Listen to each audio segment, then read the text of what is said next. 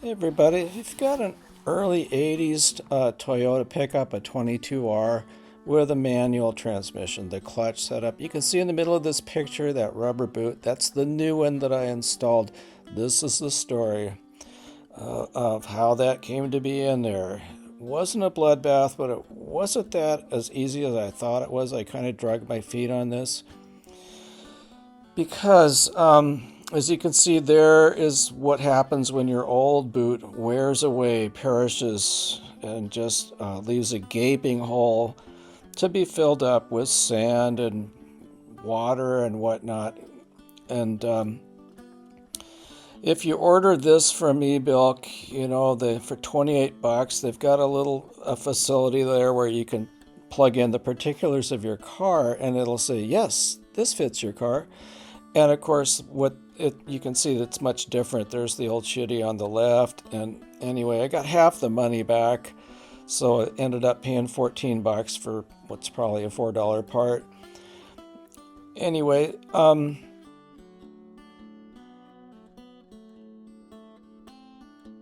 okay, and so you can see that little red arrow where it says dimple holds slave position. All the videos I found online had, the only one I saw had a clevis pin there that actually connected that slave cylinder plunger to the clutch arm, the retraction lever, I guess it's called.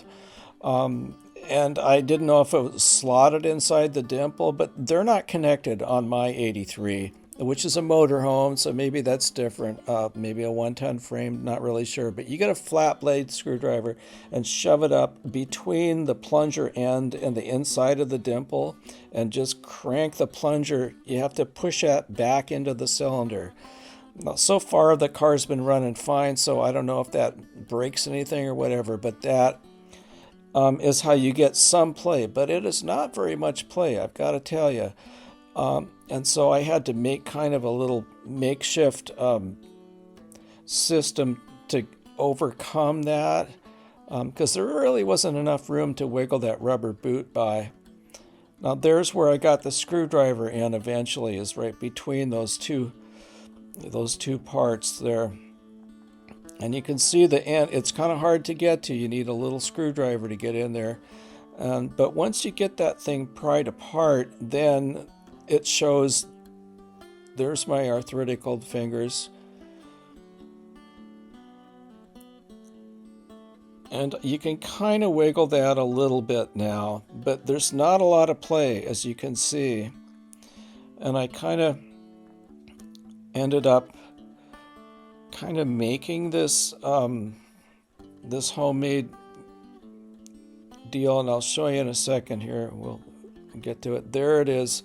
That orange flamethrower thing, you just cook that up, and that's a hard plastic food container thing.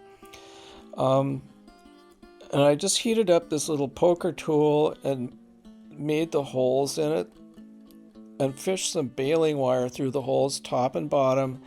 And then I wormed that through between the plunger and the clutch arm, and then made those ties off around by the bleeder screw that kept the plunger, the slave cylinder, retracted enough to wiggle the that rubber boot by on the inside.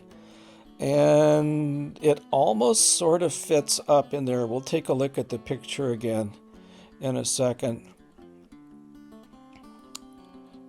There it is, and it says new boot installed, slight gap at top. The inside pleat isn't really big enough. But anyway, I hope that helps somebody out, and good luck, everybody.